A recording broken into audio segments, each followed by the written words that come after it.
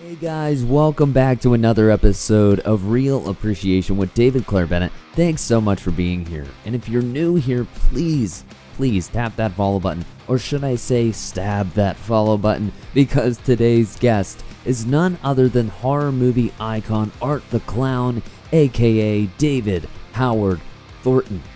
This interview was so much fun for me, and I think you'll see that quite well when you listen to this episode. And hey, if you aren't familiar with my process, I also upload video versions of the show as well on my YouTube channel. Just type in David Clair-Bennett and you will find everything right there, everything you need, and please consider subscribing to the channel. I appreciate you all so very much. In this episode, David and I talk about what it's like getting into the makeup for Art the Clown, the scene that made even him throw up, almost. Speaking of throwing up, we discuss the infamous barf bag stories from Terrifier 2. You remember those? I sure as hell do, because Terrifier, as I talk about, was the first ever film I had taken my girlfriend Katie to, and I know I'm a gentleman. And yes, I even asked him about that very controversial scene that exploded online just a few months ago. Why should I keep telling you what I talked to David about when I can just let you hear for yourself?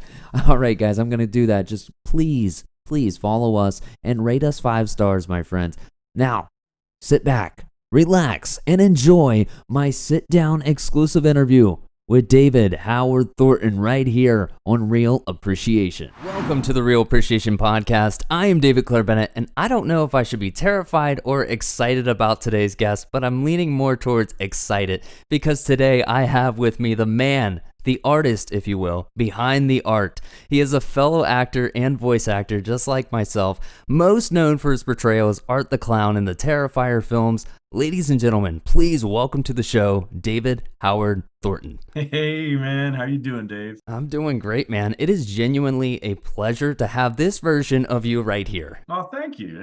It's nice to actually be myself and not covered in makeup for once. So, How long does that take? Too long. It takes about 2.5 to 3 hours, depending on like what we have to do for the scene. It's like if I have just simple stuff, easy. Like when we have to match blood continuity and battle damage, that's when it takes a little bit longer. But what is it like to be known as one of the most pun absolutely intended terrifying characters in today's modern horror? It's a little bit surreal. I don't, it's been about 6 years since the first film came out, and it still hasn't really sunk in yet. It just feels like a whole out of body experience for me. So I'm thrilled by it, but still I'm just like, no, this can't be real. I keep on waiting for like to wake up and like, oh, that was all a dream. So I'm very happy though. It's just definitely just awesome. It's just awesome. There's another way to say it. It's just awesome. It is awesome, man. There's Jason, there's Freddy, Michael Myers, Jigsaw, all these established names already in the industry of horror, and which I love with all my heart. And then there's Art the Clown. Yes, and then there's Art the Clown. Dude, you freaking made it. That's legend status right there. Thank you. Yeah, and in such a short amount of time, too, compared to those other icons in horror. You said just 6 years ago the first Terrifier released, and here we are already. Freddy and Jason have been around for, 40 years, including, like, Leatherface? Yeah, Leatherface is like I guess you could say he's the oldest of the horror icons. It's got to be like 50 years now. So I'm like, that's insane to think. But it's just like, yeah, here we are. And I'm like, I love those guys. So to like just even be lumped in with that same group of villains is something else. I feel like I'm joining like the Injustice League in that way. It's kind of like, yeah, I'm like Spider-Man. I'm like, hey, guys, let me in. Well, why do you think people have gravitated so well towards Art the Clown? I think it's because he's like a mix of all those icons that came before him. And you have that sinister, silent nature that you have with like Michael Myers and Jason. You have that sadistic side of the torturous side of like Jigsaw and Pinhead, and then you have that mischievous side that you have from like got Freddy and Chucky and those type of villains. So it's like or even like the Leprechaun, all that. So I think that's what people like about him. He has all those elements to him. He's kind of like a love letter to slasher icons in a way, and he's just a fun, mischievous little asshole. So I'm like, I love him. I love him. I have a lot of fun with him, and I think that in itself kind of like plays into why people like him too, is because I think people can tell I have fun playing him. Does he ever die? Will he ever die? I mean, he has died, but he came back from the dead. You know, he's actually come back from the dead more than Jesus has now, I think. So, And that really does add to the character, though, overall. yeah, so I think that's the fun nature of him. He's like he has some kind of agency behind him too. It's like like especially when the first time he died, he didn't know he was going to come back from the dead. So that whole realization was like, oh my God, I'm back from the dead. Oh, cool. I have more powers now. Cool. I'm gonna have a lot more fun. So that's like he's like, I'm just gonna go out and see what I can do. And now when he comes back again for part two, again, is like, okay, I'm gonna have even more fun now and wreak all kind of havoc, especially with Sienna. So I think he's scary that way because of that. He's like he's totally like, okay, all the gloves are off. I'm just gonna go hog wild, and I don't have to worry about dying in that way. But who knows? There might be a weakness that he has there he didn't know.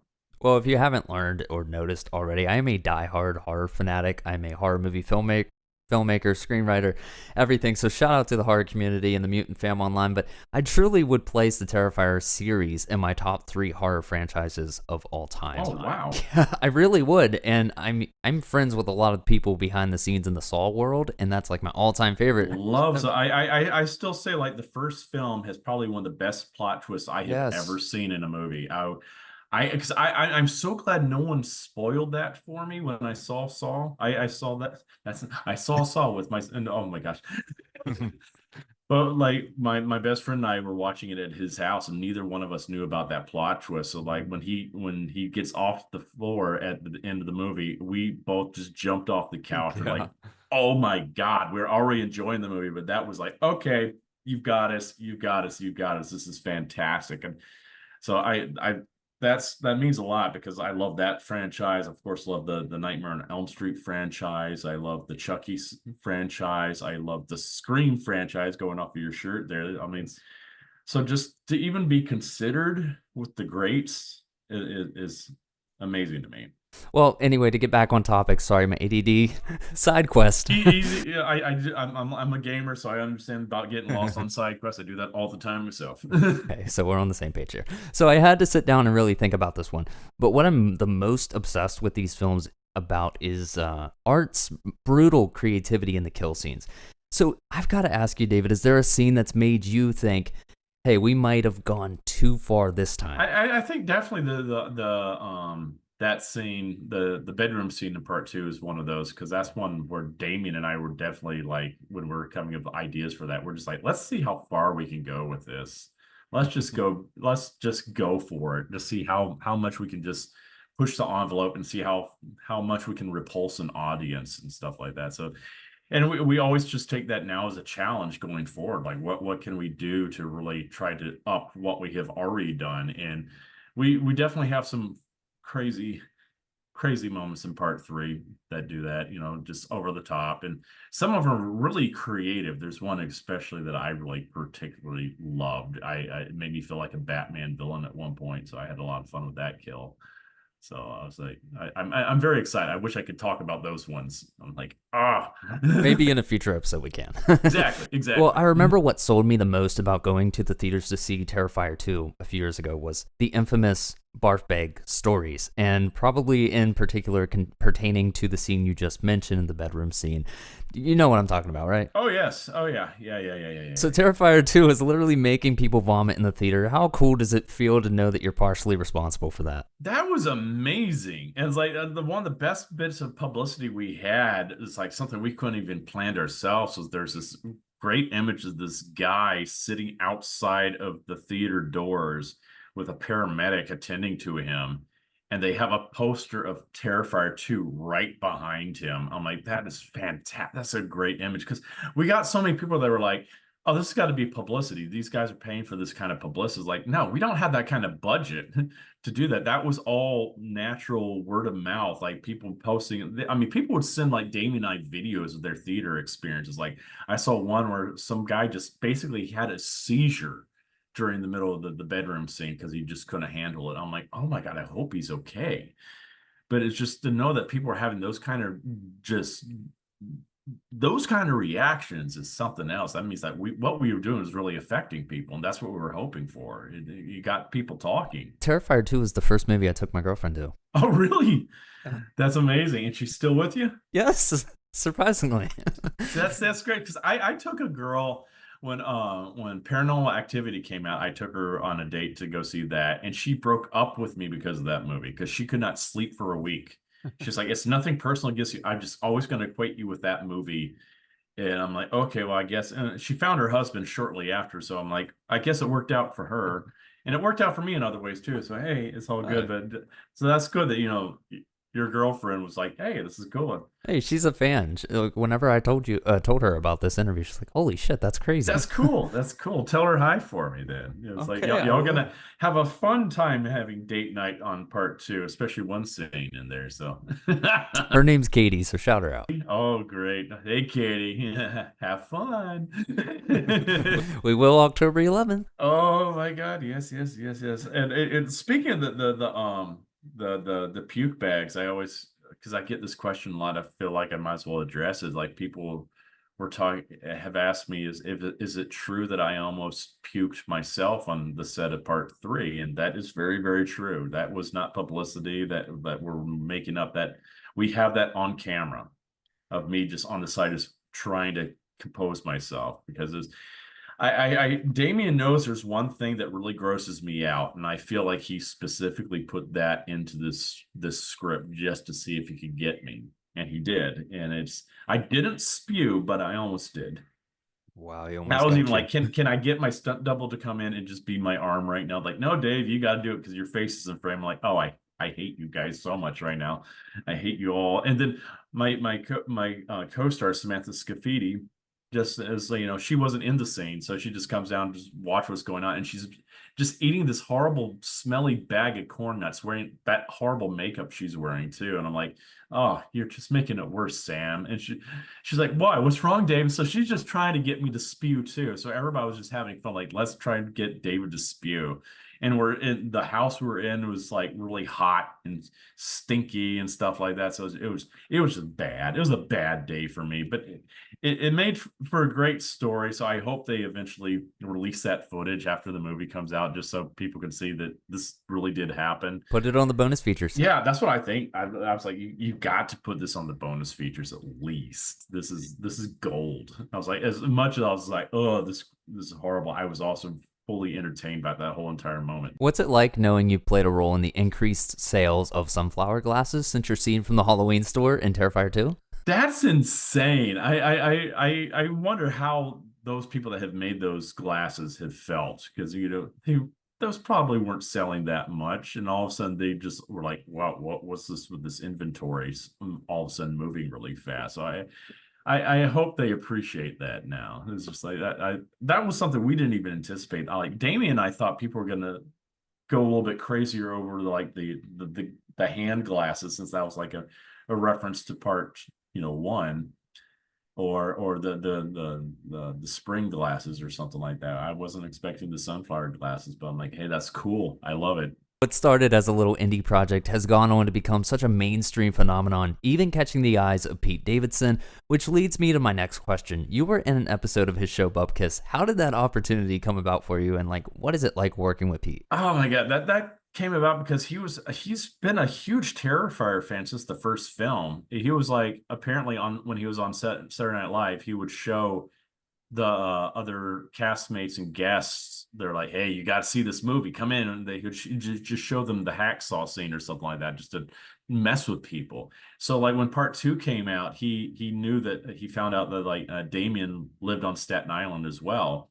So he rented out a whole entire theater just for Damien, our producer Phil, and him to sit there and watch the movie together. And he's such a huge fan. And I just get a message, like I was coming back from the premiere for the Mean One out here in LA, and because I was living in New York at the time, and I get a message from my agent. It's like, hey, Pete Davidson wants you to be on his show. Can you do this? You just got to be on set tomorrow. I'm like, I'll find a way to be there. Yeah, hell yeah. And it's just this a small little cameo, and I was like, just because he wanted, with that show, especially that segment in the show, he wanted to have a lot of like people that he really liked in this hallucination he was having, and that was such a surreal experience to just walk in there and there's all these celebrities in this room and all these executives from NBC and like all that there. And I was like, this is insane. And they're just like, here's some props, just play around and do some silly things. And so it was fun having like that captive audience, and Pete's just going nuts the whole entire time. He was laughing his head off. He's a really cool dude. He's like he's very real. He's a very real guy, and that's what I like about him. Terrifier 3 releases this October, and the internet went absolutely bonkers when that Christmas-themed teaser dropped a few months ago. What can you tell us about that scene in particular, if anything at all? It's definitely going to be controversial. Yeah, I can't really say much about it because I don't want to ruin much about it, but it's Right. you see some glimpses of it also in the teaser trailer, with Chrissy Fox's character and stuff like that. So it's definitely an extended version of that scene. So that was just like a premise of what we were going to do. We totally went back to the drawing board and reworked some things, but it's definitely going to be a controversial scene. I think it's going to be a great way to start the film too. I don't think that's really spoiling anything, but it's a fun way to get people, just grab them there at the very beginning.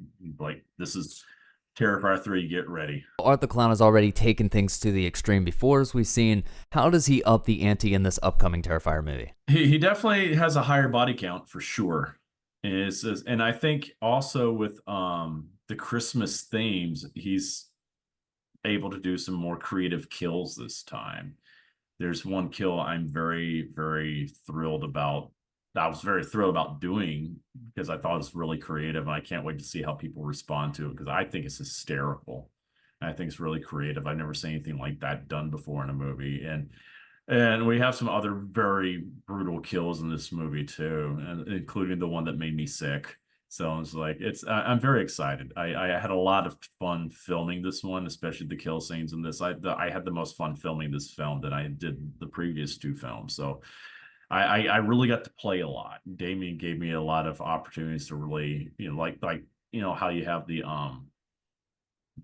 costume shop scene in part 2, or like the pizzeria scene. He's given me some more of those type of scenes in part 3. So I really had a lot of fun with those scenes, and I really had fun with when the inevitable confrontation between the hero and the villain of this film. That was a lot of fun to do too. I think people are going to be very happy with that. Damien seems like a wonderful guy to work with. Oh, very much so. But it's not just him this time too. It's just like he since we had a little bit of a bigger budget, we were able to hire a fantastic makeup team that really helped him out, because then he was able to focus more on directing instead of having to worry about building all the practical effects himself. So I think that freed Damien up to really focus more on the aesthetics of the film and the characters and everything like that. And it was Christian Tinsley's team that came in. They're award-winning makeup effects team that did like The Passion of the Christ and like Renfield and other films. And they built some amazing things for this film that I think they just helped us come to a new level with the kills in it. Well, as we wind down here, I want to take the time to be thankful and express gratitude as well as appreciation. Every morning when I wake up and before I go to bed, I say 3 things that I'm grateful for. So with that being said, David, I'd like to reverse the question onto you by asking you, what are 3 things you're grateful for right now? Gosh, I would say the first one I would definitely say the fans. Is the fans that got us to where we are right now. This is a total underdog project from the get-go with the first film. We made it on $35,000. We wouldn't be where we are if it weren't for the fans, just going out there and talking about the film. And that happened with the first film, then it happened with the second film. That's how we were able to go from a very limited run to like a 6-week run in thousands of theaters nationwide and later on worldwide. So I would say that's the first thing I'm grateful for. It just second thing I'm grateful for is just this type of opportunity. Is just like I never imagined I'd be able to do anything like this with my life. It's something I just chanced upon. I was, a struggling actor in New York City, waiting tables for 13 years, doing side acting jobs. So this came along and changed my life. And I would say that the third thing ties directly into that is Damien Leone. I am so grateful for this man. He is. I am so happy that he's finally getting the recognition for his abilities. He is an insanely talented man. I mean, he wears so many hats on the production side of things. He writes the scripts, he films everything, he directs everything, he does the editing, he does practical effects. And he's the hardest working man I know in the business right now. This man has worked his butt off for this franchise. He believes in it so much, and he's doing whatever he will go like days sometimes without sleep just to make sure he's getting an edit in on time, or he just preparing practical effects for the next day for shooting. He sacrifices so much for himself just for this project. And I am so happy to see that he is now finally getting recognized for his abilities as an artist. He is a true talent. You don't see people like that in this world. And he's such a genuine guy. He is such a wonderful, caring individual. He treats everybody on the set down to the lowest PA, as some people might say, as part of the family, and as everybody's equally valuable to what we're doing. And he's a great captain to have on the ship. It's like, if you're going to have a captain, this is the type of captain you need to have guiding you forward. So I'm eternally grateful to Damien Leone. That this man is amazing, and I'm so lucky to be able to work with him and basically almost call him like a brother. So yeah, he's a cool dude. Terrifier 3 hits theaters not too far from my birthday, but on October 11, 2024. Real quick before we go, what kind of Art the Clown exclusive popcorn bucket are you hoping to see get made? I want to see his head. I think especially knowing how part 2 ends with his head being reborn out of Victoria, I think that would be a perfect popcorn bucket. Everybody just eating popcorn out of the top of his head. I would love to see that happen. That would make me so happy. AMC, you heard the man, make it happen. Yes. So David, where can people find you online? Yes, you can find me on Facebook, Instagram, and Threads under David Howard Thornton. And I also want to plug 2 other movies in addition to Terrifier 3. Of course, there's I don't know when this airs, but hopefully by the time this airs, it might be out. Next Friday? Okay, it'll be perfect then. So when this airs, my newest film, Stream, which I made with a lot of the Terrifier team, is going to be in theaters for limited run. We're hoping that's going to go the way Terrifier 2 did, with the fans having an extended run in theaters and more theaters opening up. So it's all up to the fans. Like I said, grateful to the fans. So please help us with Stream as well. It has a bunch of legends from the horror world as well in it, like, oh God, Felissa Rose, Daniel Roebuck, Dave Sheridan, Dee Wallace, Danielle Harris, Bill Moseley, Jeffrey Combs, Tony Todd, and there's even more in this movie. And it's a love letter to the slasher genre as well, and it's made by a lot of the Terrifier team, so the kills are fantastic. You're going to have a fun ride. And then another film I'm having coming out in January, recently become public domain. I'm going to be playing Willie in Screamboat. So if you're a Disney fan, you're going to love this film as well. It's got a lot of fun jokes. It's a good horror comedy, as I would say. So yeah, a lot of fun stuff coming out in the next few months. So I'm excited for everybody to see what's coming out. Awesome, man. Thank you again for doing this, David. I am David Clair-Bennett. He is David Howard Thornton. We are the Double Ds. I'm kidding. Don't cancel me. We're such boobs. Follow David on his socials listed in the description below, and please support independent horror. A lot of amazing people out there are working their freaking ass off to make these movies so personal and meaningful to them, and they deserve to be seen. So please support indie horror. Please support David's new movies coming out. Seriously, indie horror. I don't care what the budget is. Don't make fun of it. They are working their asses off on these movies. That's great. That's perfectly said. All right, guys. Thank you so much for listening to Real Appreciation. We'll be back next week with a brand new episode. We are out. Oh, hell yeah. I will be front row this week for Stream. And if it's releasing in a local theater near you, please go ahead and take the time to go see it.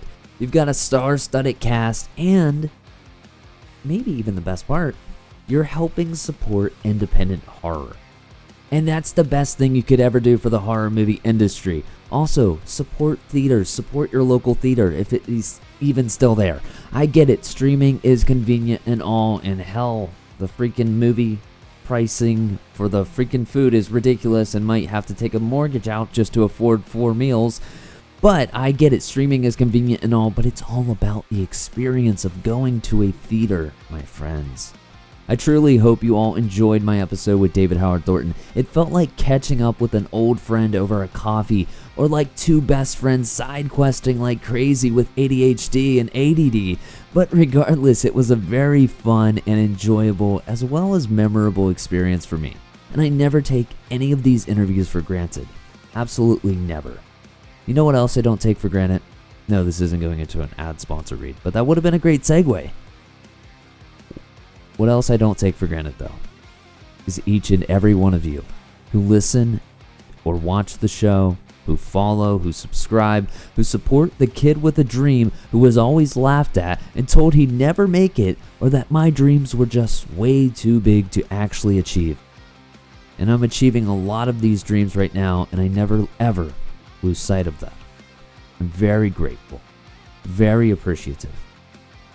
So thank you all for being who you are.